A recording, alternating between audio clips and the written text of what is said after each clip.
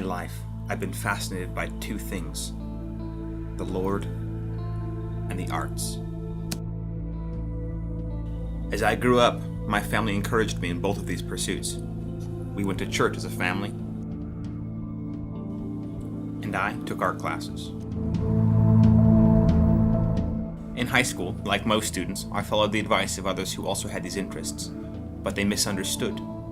Their well-intentioned but misguided advice soon began to cause pain. My relationship with God digressed into knowing about God. The emphasis was always on correct actions, correct belief.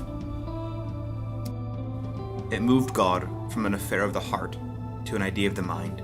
Without my knowing it, the foundation for my life had shifted from the Lord's love to my own discipline and understanding. My artwork was not going much better. My teachers, fellow students, and even it seemed the whole world around me was searching for inspiration within the confines of themselves. After all, what is art if not a creative expression of who you are? What they did not and still do not understand is that creativity and beauty come from outside the human heart. The constant mining of my soul for use in painting and drawing soon led me to realize how little I had to give. The whimsical drawings gave way to outlets for pain.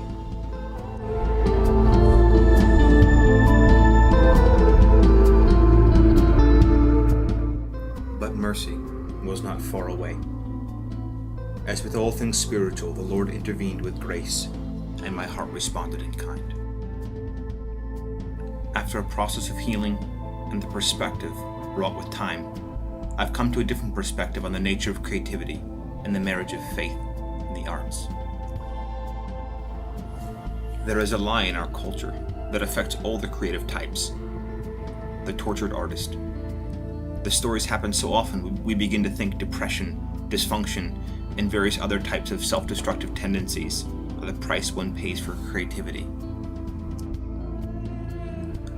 But it does not have to be that way. You do not have to cut off your ear to be creative. As a Christian artist, you do not have to follow the path of the world. They do what they do because they know no other way.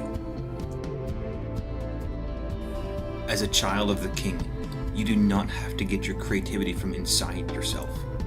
When doing introspection, I've never found anything I liked. When I do look deep inside myself, I see my brokenness, my pain, my inadequacy.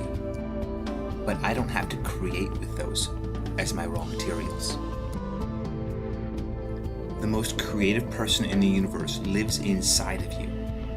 One of his names is Teacher.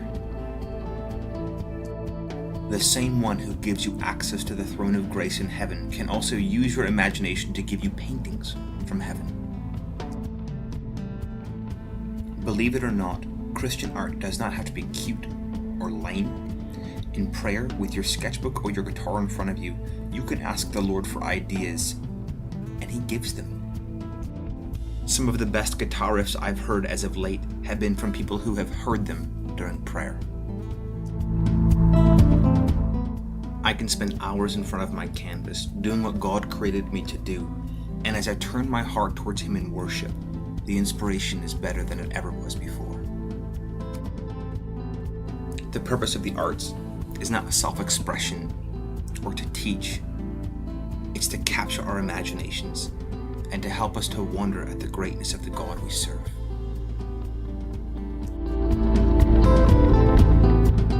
That is the joy of the artist, to help give voice to people's longings for self-discovery and their natural tendency towards the contemplative, and to help turn them towards God, the God of all life.